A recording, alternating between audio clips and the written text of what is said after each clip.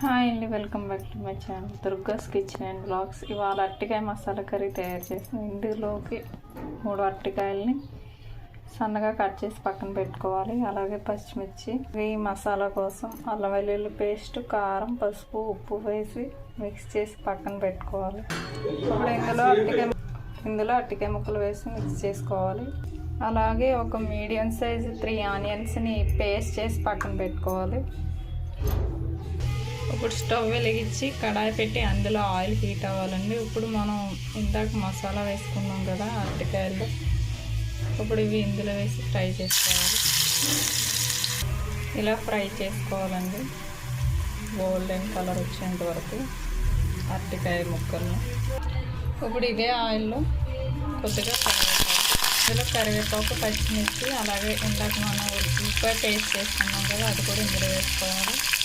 ఇలా ఆనియన్ వేసి పచ్చివాసన పోయేంత వరకు బాగా వేగాలండి.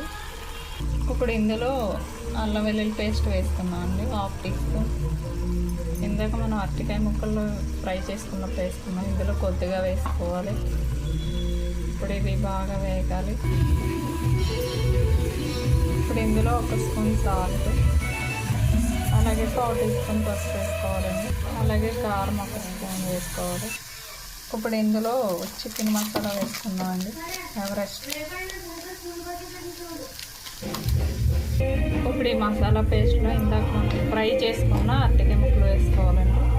ఇప్పుడు ఇందులో అరటికాయ ముక్కలు వేసాక కాస్త సిమ్లో పెట్టి కొంచెం మగ్గనివ్వాలండి.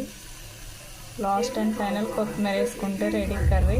ఇది రసంలోకి కానీ సాంబార్లోకి కానీ చాలా బాగుంటుంది.